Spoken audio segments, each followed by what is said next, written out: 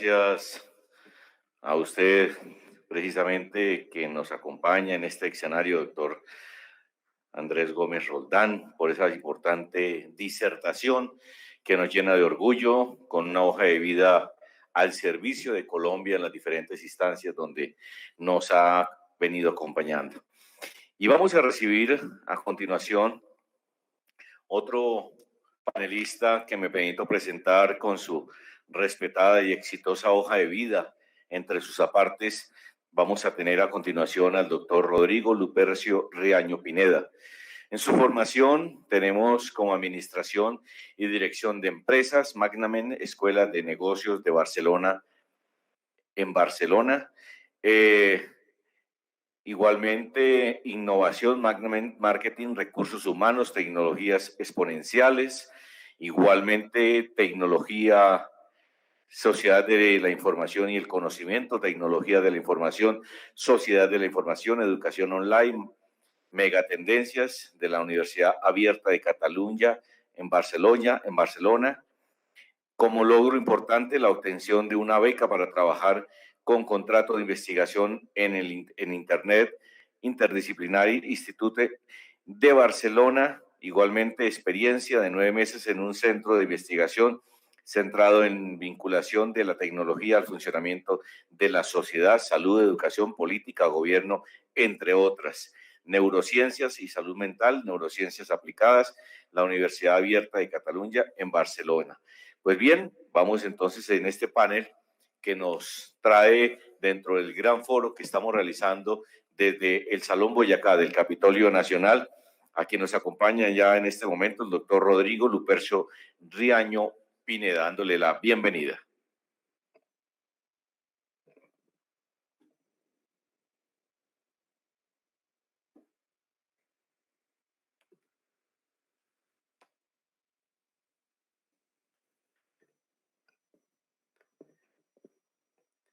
Bueno, pues muy buenas tardes. Mi profundo agradecimiento por esta invitación a la segunda vicepresidencia de la Cámara, al doctor Germán Navas Talero, por esta cordial invitación, y al doctor Javier León también por extendernos este espacio, abrirnos este escenario para poder hablar desde una visión internacional, si se quiere ver de esa manera, acerca de esa evolución que ha tenido la educación en Colombia en estos últimos 30 años.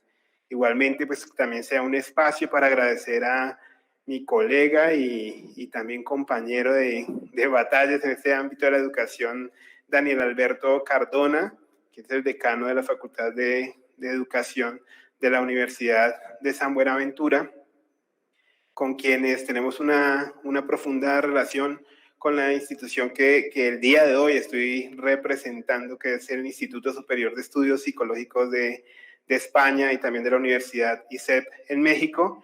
Y hablando de la Constitución del 91, pues es justo gracias a la Constitución del 91 que creo que hoy, en este espacio tan importante del Congreso de la República de Colombia, pues un vocero de una institución extranjera, una institución de educación superior, puede también acercarse y hacer un comentario acerca de cómo se ve, cómo se ha visto, o cómo vemos desde la academia esa evolución que ha tenido la educación en Colombia a partir del 91. Y si hay algo por donde quiero empezar, es señalando que esa Constitución le ha permitido ganar a la educación en tema de garantías, porque la comprensión de la educación como un derecho fundamental, pues ha sido un motor para la transformación de las instituciones educativas en Colombia. Desde la Constitución se ha promovido el acceso universal a la educación, pero no solamente entendiendo ese acceso universal a la educación como un mecanismo a través del cual los individuos reciben una instrucción, sino que hemos ido más allá. Hemos logrado en Colombia trascender y entender la educación como un medio de crecimiento, un medio para el desarrollo humano y, por supuesto, un medio para la transformación social, algo que es muy importante para los países y para el planeta entero, un medio para la transformación social, para que se logre realmente el movimiento social, que es algo a lo que a lo que anhelamos tantas personas, y es encontrar en la educación un camino para ese movimiento social.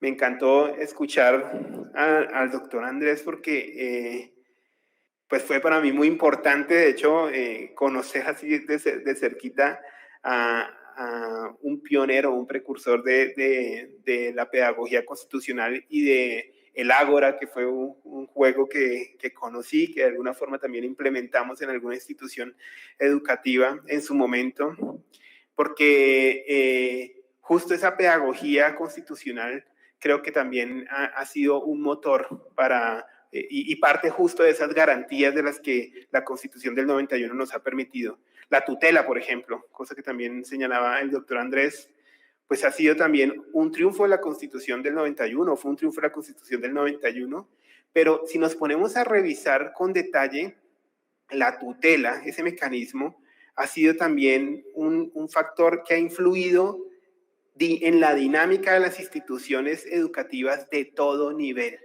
porque a través de ella se ha venido garantizando la igualdad e incluso la inclusión, que es un tema tan importante para nosotros en nuestros tiempos, ¿no? Entonces, hoy, gracias también a este mecanismo logrado en la Constitución del 91, pues hoy también tenemos la posibilidad de poder leer de verdad con gratitud esa jurisprudencia, por ejemplo, que nos habla del respeto por la diferencia, esa jurisprudencia que nos habla del respeto por la libertad de cátedra, esa jurisprudencia que nos habla de ese acceso universal, de ese respeto, por ejemplo, por lo cultural de nuestras poblaciones, por ejemplo, indígenas, ¿no? Que en algunos momentos también han tenido que recurrir a ella para cosas tan sencillas como obtener un requisito de grado relacionado con la segunda lengua, por ejemplo. Hay una jurisprudencia muy bonita con respecto a esto y la tutela. Entonces la tutela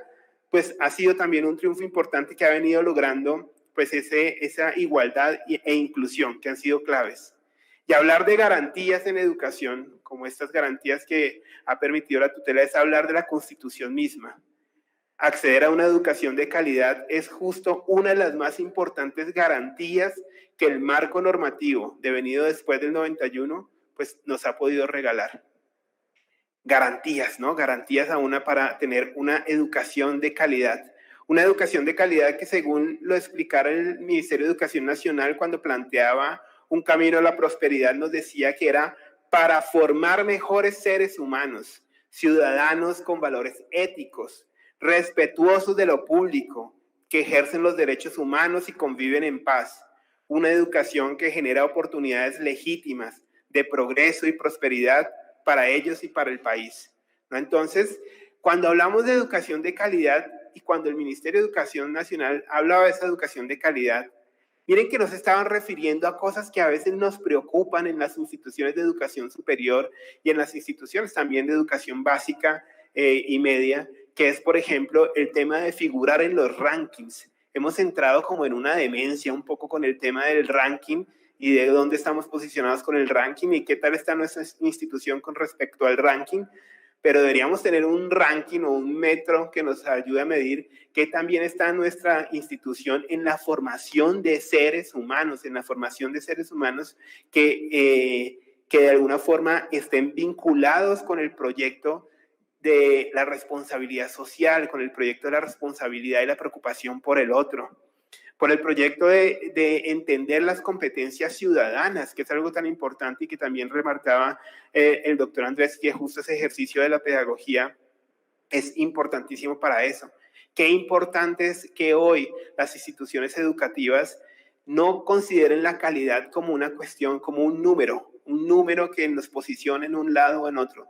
La calidad educativa debería estar medida en esa posibilidad que tienen los egresados, las personas que atraviesan por una institución de educación, ya sea superior, de básica y media, en ser buenas personas. Algo tan sencillo como ser buenas personas, como respetar al otro, como respetar la norma, como respetar la Constitución misma.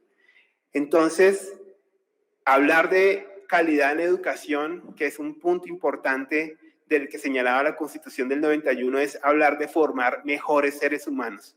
Fijémonos bien que estamos hablando de una gran responsabilidad, es decir, formar mejores seres humanos.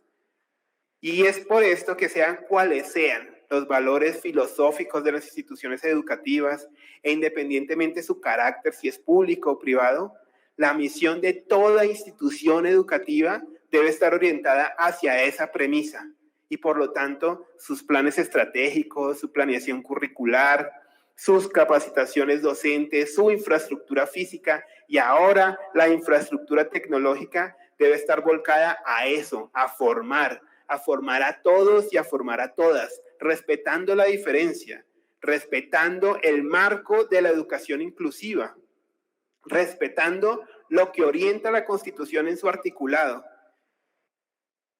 Mejores seres humanos, eso es lo que buscamos. Esto quiere decir que las instituciones deben mantener un esfuerzo y en un diálogo orientador con el Estado coayudar a lograr que todos tengan acceso a esa formación de calidad.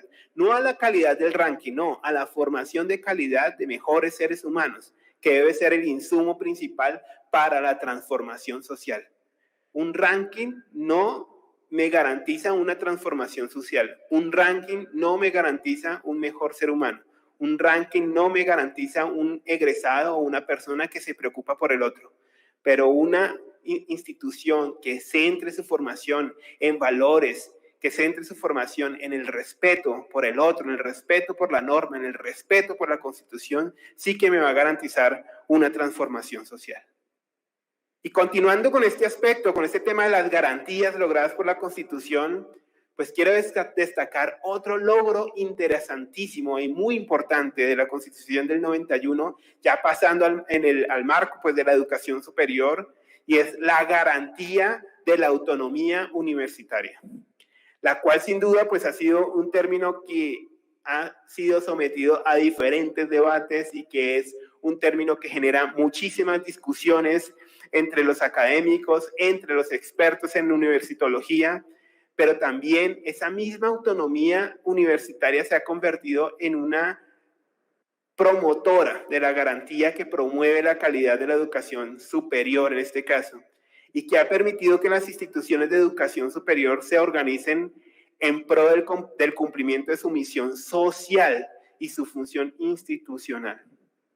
Esa autonomía universitaria ha permitido que las instituciones universitarias se puedan repensar, si se quieren ver de esa manera, pero siempre entendiendo que están atadas o acompañadas, porque de pronto atadas suena mal, acompañadas por un marco normativo institucional, ¿no? Entonces, y es justo allí cuando vemos una posibilidad de poner dos fuerzas, ¿no? Por un lado la autonomía universitaria, por el otro lado el marco normativo, que tienen que entrar en una dinámica permanente de diálogo. Y justo ese diálogo entre instituciones de educación superior y entre el Estado, mediado por la normativa, es algo que construye, es algo que permite seguir viendo cómo en conjunto planear una mejor educación. Y de ahí se derivan precisamente todos los diálogos que abre el Ministerio de Educación Nacional con las instituciones de educación superior para planear el futuro de esa educación superior, para planear cómo debe hacerse, cómo deben estar organizados los sistemas de aseguramiento de la calidad. Entonces,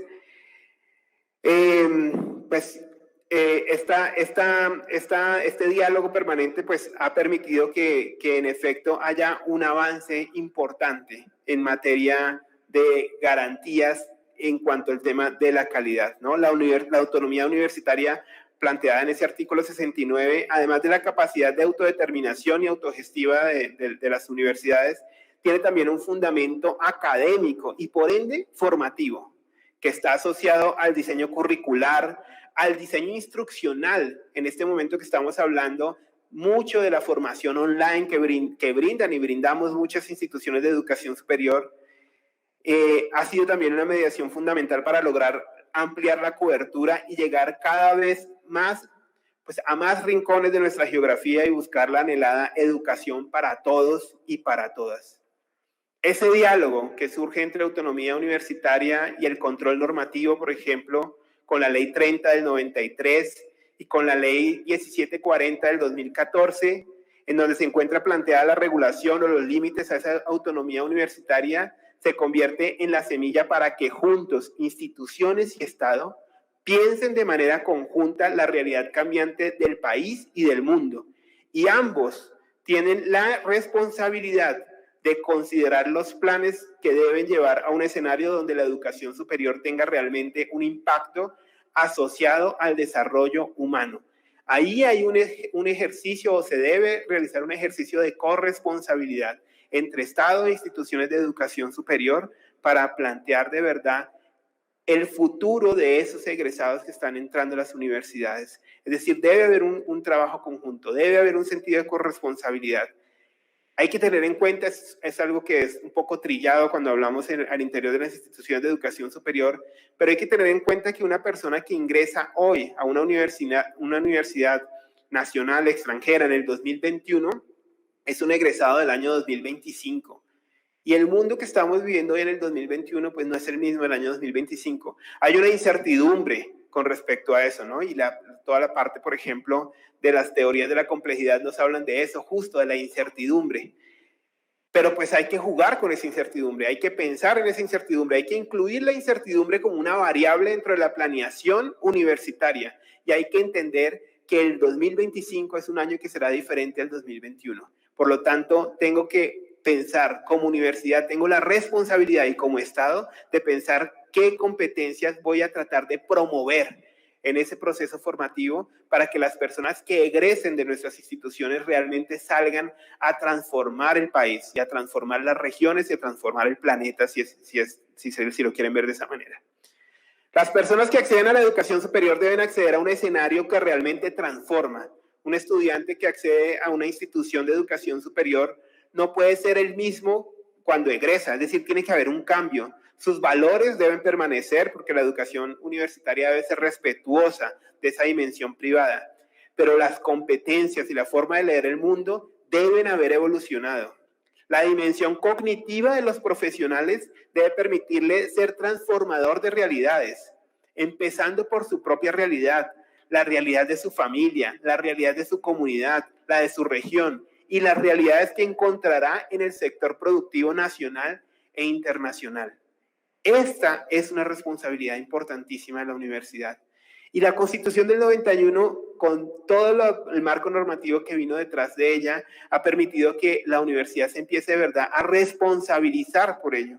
Ya sea porque hay una inspección y vigilancia del Ministerio de Educación Nacional, o ya sea porque realmente desde su misión y su visión quieren lograr esto, pero entonces hay una responsabilidad importante de la universidad por lograr de verdad transformar al individuo. La educación superior, además de tener una orientación clara a formar a los estudiantes en las competencias duras de sus disciplinas, debe preocuparse también por las famosas habilidades blandas que están tan de moda en los últimos tiempos. El Foro Económico Mundial, por ejemplo, nos habla mucho de esas habilidades blandas. Y por experiencia propia he visto cómo los estudiantes de las instituciones de educación superior rechazan, por el contrario, cuando aparecen en sus planes de estudio asignaturas como inteligencia emocional, como liderazgo, como resiliencia. Quizá algo, no sé, en algo hemos fallado. Yo creo que ahí en algo hemos fallado. Pero quizás nos falta también una estrategia para jugarle al tema de que quizá la resiliencia no se enseña en una asignatura, sino que debe estar inmersa de manera transversal a los planes de estudio, para que el estudiante no nos diga que es una costura, ¿no? Ese tema de la costura es una cuestión que hemos escuchado permanentemente en nuestros diálogos con estudiantes. Es que ética es costura. No voy a entrar a ética porque es costura, ¿no? Entonces, cuando nuestros estudiantes consideran aspectos fundamentales como la ética como una costura, esa es una responsabilidad de todos nosotros, porque en algo seguramente hemos tenido que fallar, algo hemos hecho mal, pero estamos seguramente en la oportunidad o tenemos la oportunidad de corregir eso desde las edades iniciales. Qué bonito esa experiencia del preciudadano, por ejemplo, que nos mostraba el doctor Andrés. Ahí es donde ya, cuando yo desde esa edad preescolar, jugando a través de un elemento lúdico, logro entender ese sentido de responsabilidad que debo de tener, pues ya la ética no me va a sonar a costura, ya la ética me va a sonar a herramienta, a una herramienta para construir y a una herramienta para transformar. Entonces debemos pensar la educación superior como el mecanismo para consolidar la formación de la preocupación por el otro, no para empezar a enseñar en la universidad la preocupación por el otro, sino para consolidar ese proyecto de la preocupación por el otro, que según Daniel Goleman es una competencia fundamental en la actualidad. Esas competencias socioemocionales son fundamentales.